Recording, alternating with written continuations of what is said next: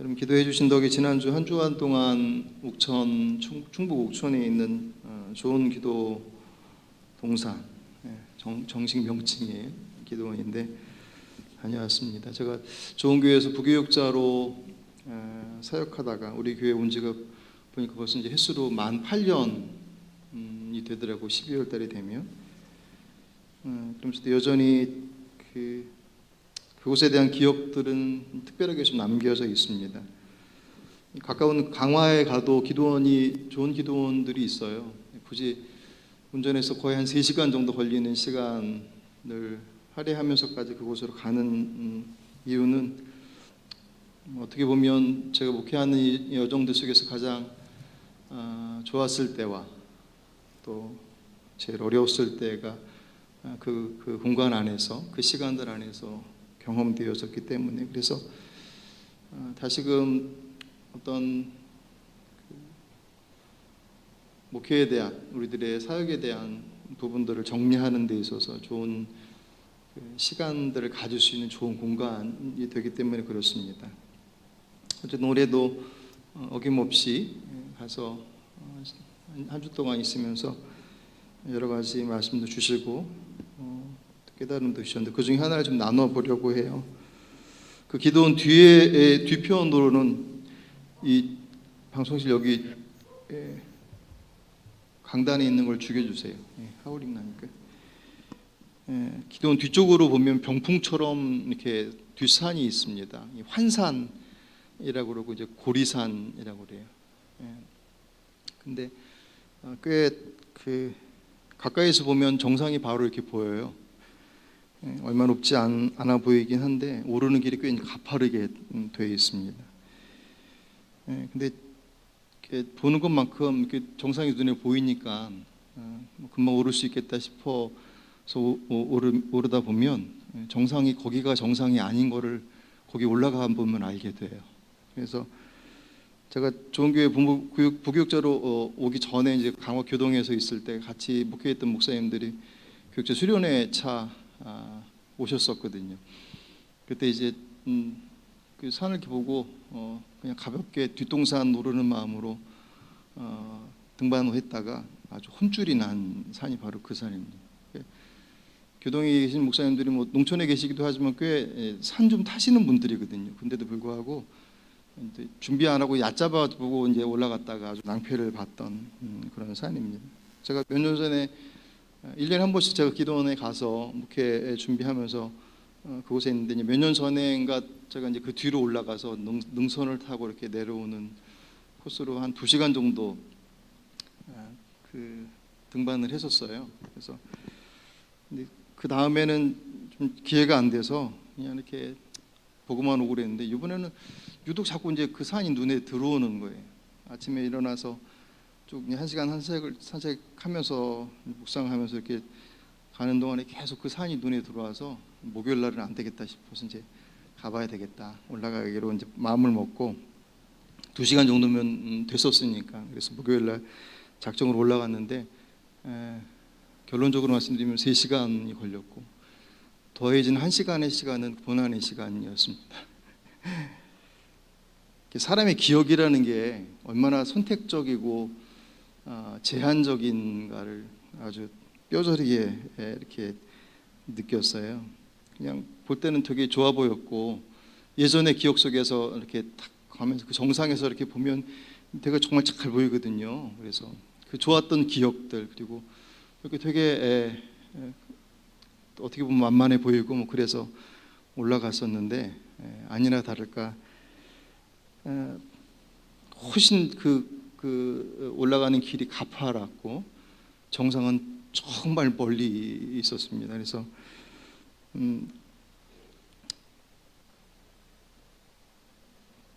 올라갈 때 처음 올라가는 시간, 출발할 때 10분은 신나게 출발했어요. 근데 10분이 딱 지나고 나서부터는 괜히 시작했다 그 마음에 가지고 50분을 올라가서 능선을 타고 봉우리를 가는데 한 30분, 40분 정도를 그렇게 가면서 무슨 생각을 했냐면, 이제 어떻게 내려갈까, 내려갈 걱정이 되는 거예요. 산 타보신 분 아시겠지만 올라가는 것만큼이나 내려가는 게 쉽지 않거든요. 그냥 일반적으로 이렇게 평지로 이렇게 좀 완곡하게 되어 있으면 괜찮은데 워낙 가파르게 올라간 데라서 내려간 데도 되게 가파르거든요.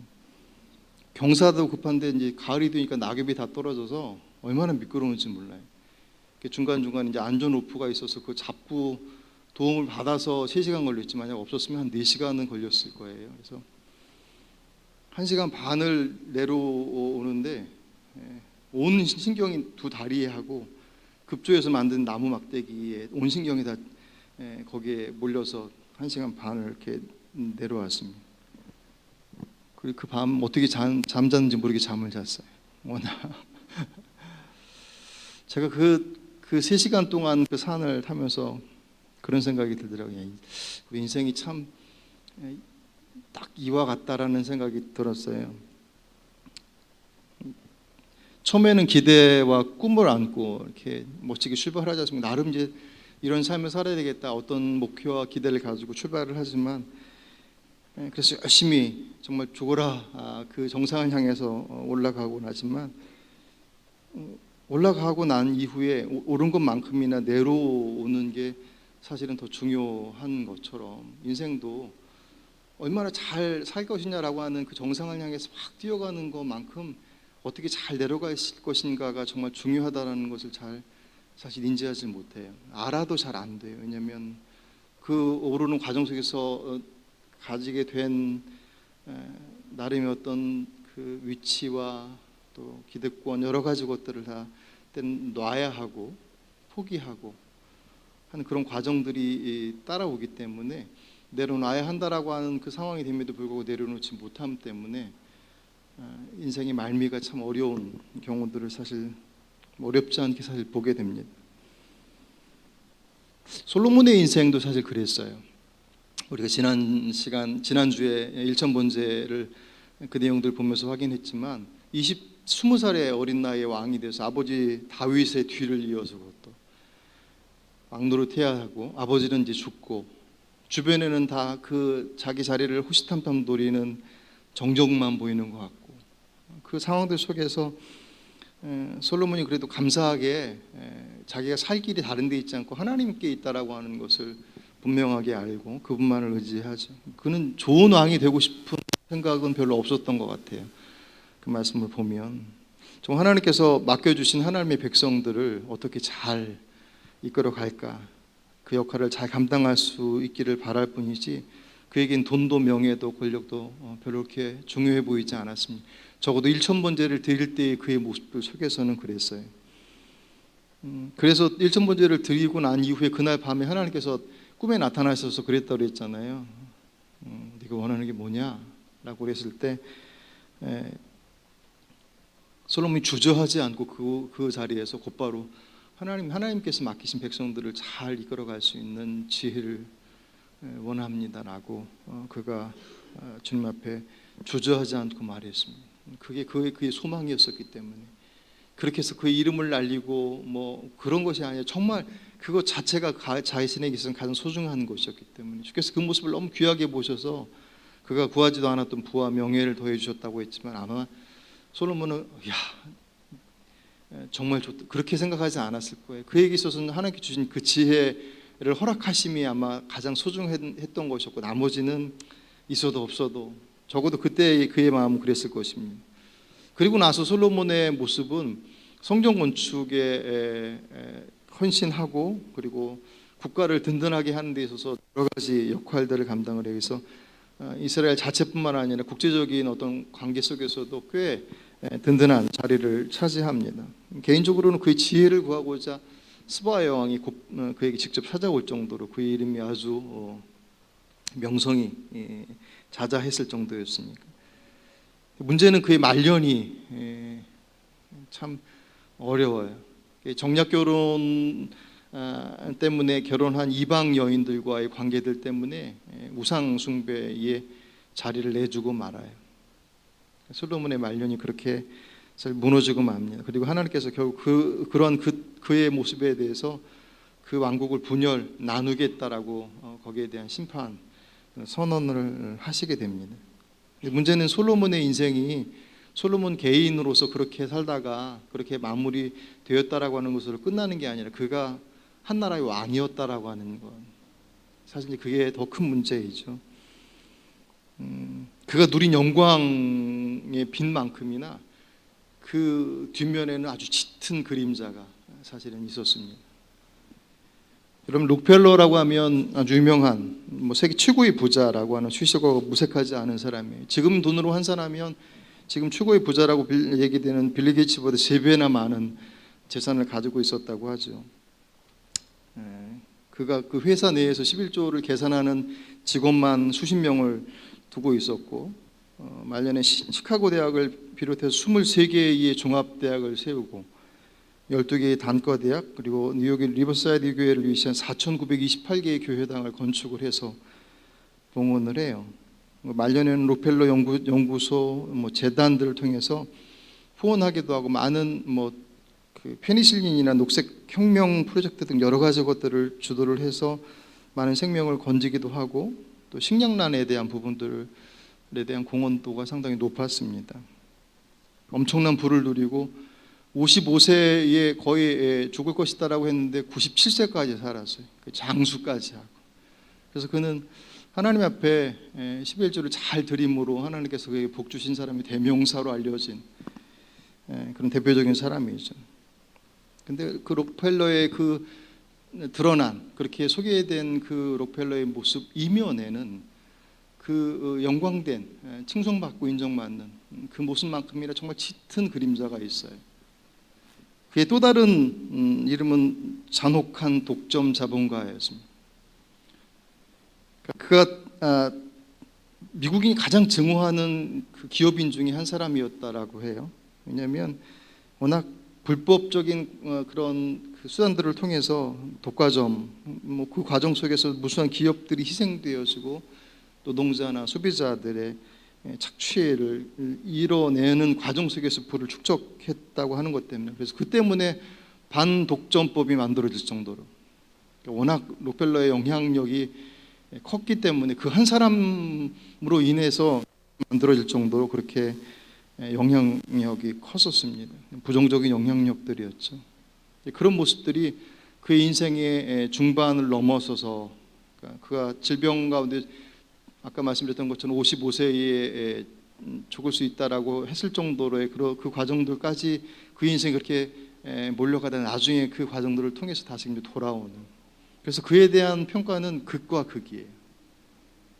어느 시점에서 그를 보느냐에 따라서 그는 대단히 하나님의 복을 받아서 풍성함들로 섬기는 사람의 모습들로서 그려지기도 하지만, 다른 한편에서는 그는 악독 기업가로서의 모습들, 그 흔적들이 워낙 짙게 남아있기 때문에, 하지만 이 두 모습은 사실 그 사람의 어떻게 보면 동전의 양면과 같은 모습들이 있어요.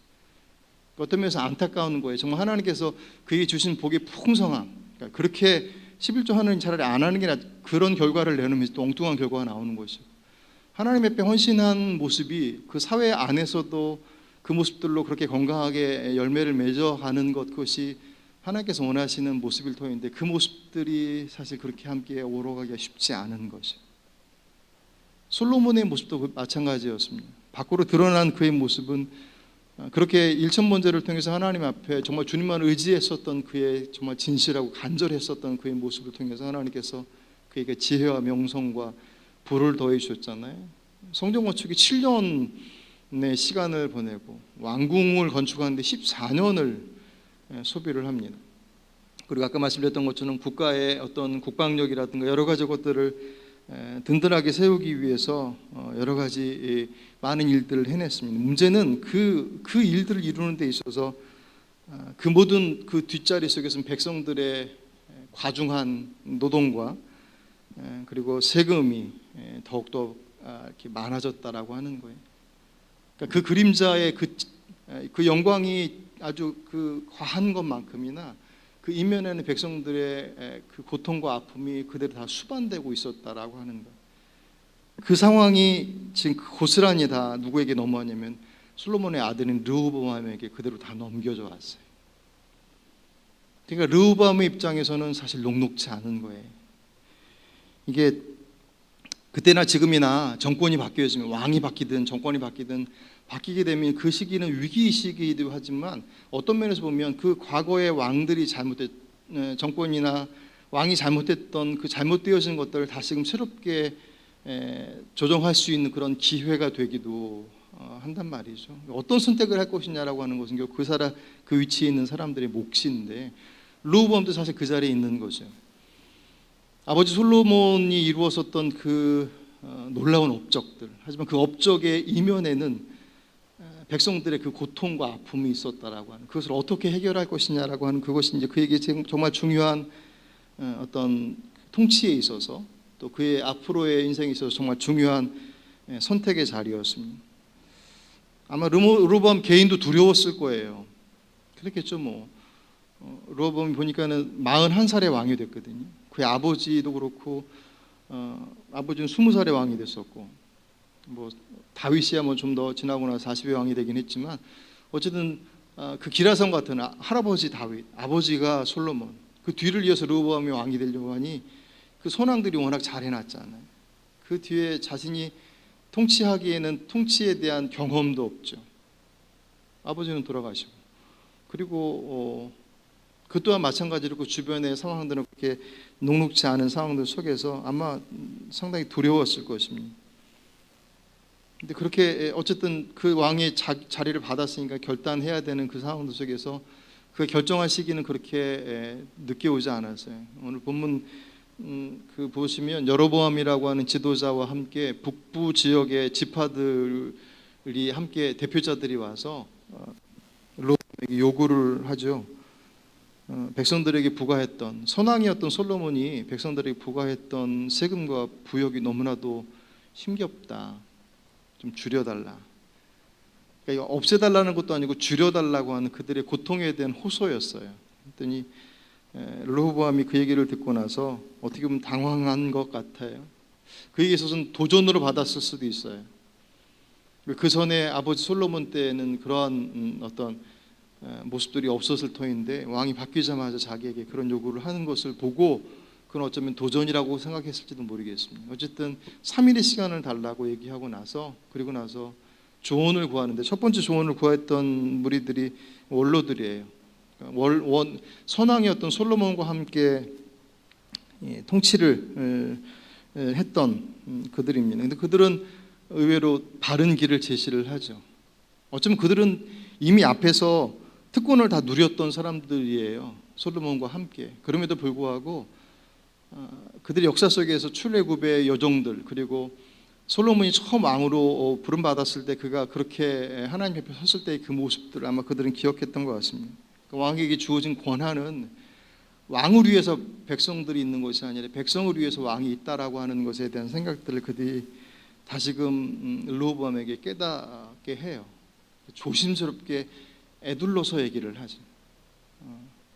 그들의 과중함을 덜어주면 그들이 정말 왕을 잘 따를 것입니다 라고 그렇게 얘기를 하지만, 르호보암이 그 얘기를 받아들이지 않아요. 오늘 본문의 8절을 보시면 왕은 원로들이 가르치는 것을 버리고 라고 되어 있습니다. 세번역에서는 그는 원로들의 충고를 무시했다라고 표현하고 있어요. 그리고 나서 그가 함께 자란 젊은 신하들에게 충고를 구하죠. 역대서를 기록한 기자는 8절에서 그들에 대해서 뭐라고 얘기했냐면, 그 앞에 모시고 있는 자기와 함께 자라난 젊은 신하들, 그 앞에 모신다는 것은 그를 받든다라는 것이고, 자기와 함께 자랐다라고 하는 것은 르호보암과 함께 솔로몬이 이뤄놓은 그 기득권의 그 풍성함들을 다 누렸던 이들이었습니다. 그러니까 그들은 왕실 가까이에 머물러 있으면 그들이 누리는 이 특권과 이 권리들을, 기득권을 잃지 않는다라고 하는 것은 그들이 너무나 잘 알고 있었어요. 그들의 귀에 강제 노역에 고통당하고 그로부터 노임받고자 원하는, 조금 더 자유로워지기 원하는 백성들의 소리가 그들에게는 들리지 않아요. 그들의 기준 속에서는 통치자와 통치를 받는 자, 자신들은 통치자의 자리에서 그것을 누리고 있는 모습으로서 그냥 생각하고 있었기 때문에 오히려 더 강하게 통치해야 된다라고 하는 권면을 르호보암에게 하죠. 이 과정을 보면 르호보암은 사실 결론적인 것이긴 하지만 그런 정말 어떤 것이 백성들을 위한 것이냐라고 하는 것을 듣기를 원했다기보다는 자기가 원하고 자기 마음에 드는 얘기를 동의해 줄 말이 필요했던 사람처럼 보여서요. 그러니까 원로들이 얘기했던 내용들은 그의 마음에 들지 않아요. 근데 그와 함께 자랐던 젊은 신하들이 주는 그 조언들은 그의 마음에 너무나 쏙 들어요. 자기 생각하기에 르호보암이 보기에 이 지금의 이 위중한 상황 속에서 이 나라를 이끌어가기 위해서, 좀 더 정확히 얘기하면 자신이 왕으로서의 그 역할들, 또 그 자리를 공고하게 지켜나가기 위해서는 그 백성들에게 얘기했던 것처럼 오늘 14절을 보시면 젊은 신하들의 가르침을 따라 그들에게 말하이르되 내 아버지는 너희의 멍에를 무겁게 하였으나 나는 더 무겁게 할지라. 내 아버지는 가죽 채찍으로 너희를 치셨으나 나는 전갈 채찍으로 치리라 하니라. 아멘. 조언을 구하고 있긴 하지만 르호보암은 자신에게 정말 필요한 얘기, 자신이 왕으로 부름받은 자리들 속에서 어떻게 그 일들을 감당할 수 있을까라고 하는 자기 정말 필요한 얘기가 아니라 자기가 듣고 싶은 말을 찾은 거죠. 그러니 고통을 호소하고 부담을 경감해달라고 하는 백성들의 신음소리는 들리지 않아요. 자신의 자리를 유지하기 위한 소리만 들릴 뿐입니다. 그 선택은 통일 이스라엘의 분열을 가져오죠. 이 안타까운 거는 그거예요. 할아버지 다윗과 아버지 솔로몬이 통일왕국으로 이루는 80년의 그 통일왕국의 시간을 르호보암이 쪼갰다라고 하는 것 자체도 안타까움이 있지만 그 과정 속에서 그가 선택한 것이 뭐냐면 더 강한, 더 무거운 멍에와 더 강한 채찍. 그런데 여러분, 이 장면은 하나님께서 이집트에서, 애굽에서 노예로 있었던 이스라엘 백성들, 고역과 채찍으로 고통받고 있었던 신음하는 이들이 하나님 앞에 부르셨을 때 하나님께서 그들을 불러내셔서 약속의 땅인 가나안 땅으로 이끌어내셨잖아요. 그리고 그들에게 자유인이 되게 하셨고 하나님의 백성이 되게 하셨습니다. 근데 그들이 오히려 거꾸로 르호보암이 마치 옛 이집트로 돌아가는 것처럼 더 강한 노역과 채찍으로 그들을 통치하겠다라고 얘기하는 그것이 사실 더 안타까운 것이에요. 그건 더 이상 하나님의 방식이 아닌 이 땅의 방식대로 통치하겠다라고 하는 선택을 그가 내리게 됩니다. 그 과정 속에서 오늘 15절 잠깐 보시면, 우리가 11절까지 보셨지만 15절 보시면 왕이 이같이 백성의 말을 듣지 아니하였으니 이 일은 하나님께로 말미암아 난 것이라. 여호와께서 전에 실로 사람 아히야로 하여금 느밧의 아들 여로보암에게 이르신 말씀을 응하게 하심이더라. 아멘. 잘못 오해하면 르호보암이 그 원로들의 말을 듣지 않고 백성들의 신음소리를 듣지 않은 것은 하나님께서 정해놓으신 것 때문에 그렇게 된 것이라고 오해할 수 있지만 그런 의미로서의 말씀이 아니에요. 결국 그런 거예요. 빛에서 떠나면 어둠인 거예요. 그렇죠? 빛의 자리를 떠나게 되면 어둠이 오는 것처럼 주의 말씀으로부터 떠나면 그 자리는 결국 세상의 방법들을 선택하는 선택의 내용들과 결과들을 가질 수밖에 없습니다. 하나님께서 하나님의 방식들을 떠난 이들에게 굳이 너희들이 틀림없이 망할 거야 라고 하는 하나님의 특별한 징계나 저주가 없다 할지라도 빛을 떠나면 그곳에 더 이상 빛으로서 얻을 수 있는 그 풍성함들을 누릴 수가 없어요. 그것은 그냥 어둠 속에서 이루어질 일들을 그대로 경험할 수밖에 없는 그런 모습들입니다.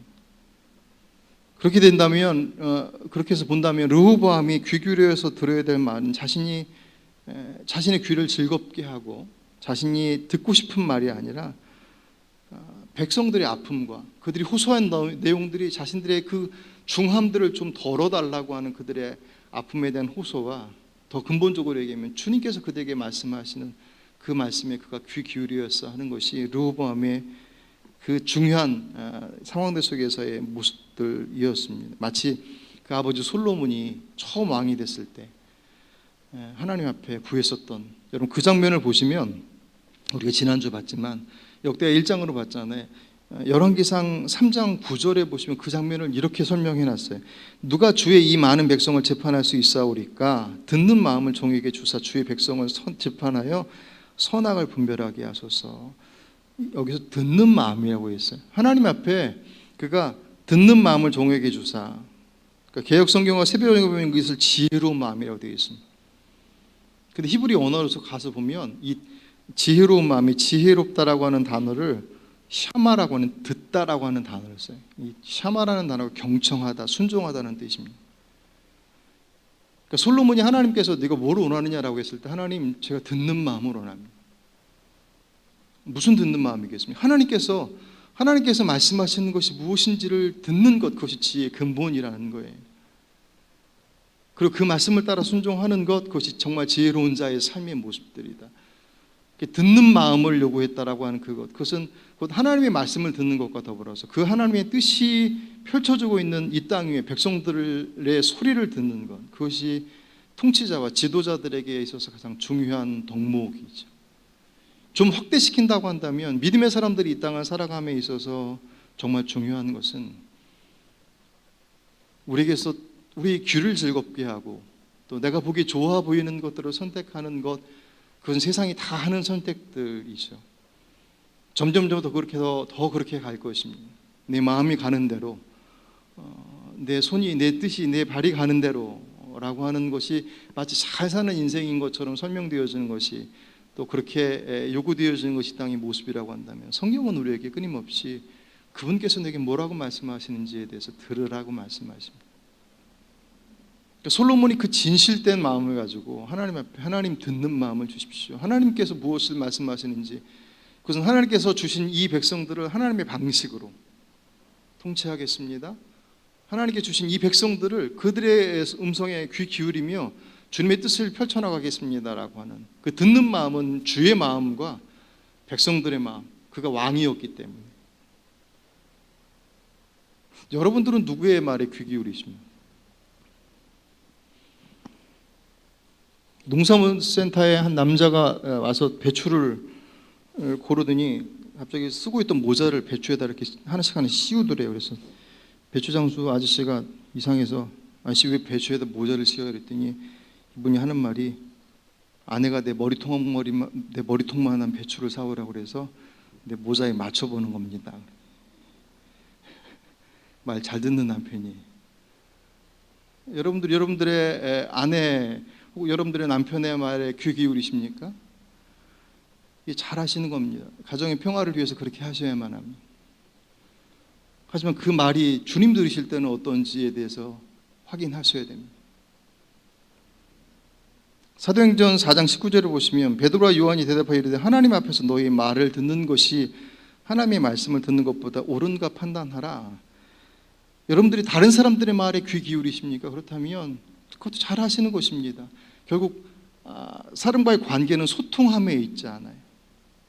그들이 무엇을 말하는지를 잘 듣는 것, 그 대단히 중요하죠. 그 관계를 이루어가는 데 있어서 기본입니다. 잘 하시는 것입니다. 하지만 그것이 정말 주님께서 보실 때는 어떠하실지를 판단하셔야만 합니다. 디모데후서 3장 16절을 보시면 모든 성경은 하나님의 감동으로 된 것으로 교훈과 책망과 바르게 함과 의로 교육하기 유익하니 이는 하나님의 사람으로 온전하게 하며 모든 선한 일을 행할 능력을 갖추게 하려 함이라. 아멘. 우리가 귀 기울여야 될 첫 번째 것은 하나님의 말씀 앞에 있다고 그랬잖아요. 그 말씀은 우리에게 교훈과 잘못되어진 것들을 책망과 바르게 함과 의로 교육하기에 아주 유익해서 우리를 유능하게 이 땅에서 맡겨진 일들을 그것에 합당하게 해나갈 수 있는 사람으로 우리를 인도하시고 훈련시키십니다. 그런데 여러분 그 과정이 그렇게 흔쾌하지만은 않아요. 히브리서 4장 12절 하나님의 말씀은 살아있고 힘이 있어서 어떤 양날 칼보다 더 날카롭습니다. 이래서 사람 속을 꿰뚫어 영혼과 영을 갈라내고 관절과 골수를 갈라놓기까지 하며 마음의 품은 생각과 의도를 밝혀냅니다. 아멘. 우리가 귀 기울여야 할 주의 말씀은 우리를 조정해 나가시는데 때로는 칼날처럼 우리 심령 가운데 숨겨둔 의도를 들추어 내신다고 그랬습니다.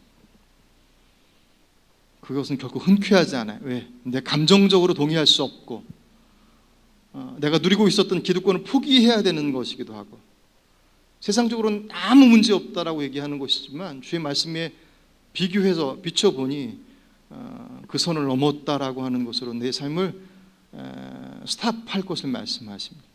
흔쾌할 수 없죠. 주께서 그 칼날 같은 말씀을 우리 안에 그것을 들추어 내십니다. 우리를 교훈하고 책망하고 바르게 한다라고 하는 그 과정들이 아름답게 내 주의 말씀에 순종하겠습니다, 그럼 하나님께서 인도하시겠죠라고 하는 그냥 아름다운 그림만을 그린다고 한다면 우리 현장 속에서 내 폐부를 찌르듯이 다가오는 그 말씀 앞에 우리는 당황하게 되죠. 그런데 그 말씀에 귀 기울이셔야만 합니다. 그건 저도 마찬가지죠. 여러분 누구의 말에 귀 기울이고 계십니까? 코로나19로 인한 이 혼란의 시대들 속에서 모든 것들이 재편되어져 가고 있는 상황들입니다. 새로운 시대를 향해서 우리들의 삶의 방식과 관계들과 심지어는 신앙의 내용들까지도 재편되어져 가고 있습니다. 누가 설교하면서 마스크고 설교하게 될 줄을 누가 상상이나 했겠습니까? 이런 것들은 사실 아무것도 아닙니다. 늘 말씀드리는 것처럼 세대와 세대가 변하는 과정들 속에서 주의 복음이 선포되어진 그곳은 세상으로부터 늘 칭찬받고 인정받고 그렇게 동의받는 과정 속에서 교회가 부흥되어지고 복음이 전파되었다. 오히려 그 시대는 영적으로 암울한 시기였습니다. 그 대표적인 그 중세 천년의 시간이었습니다. 그때는 교회의 권력이, 교회의 힘이 국가의 힘을 능가했을 때도 있었습니다. 그때는 영적으로 암흑기라고 얘기합니다.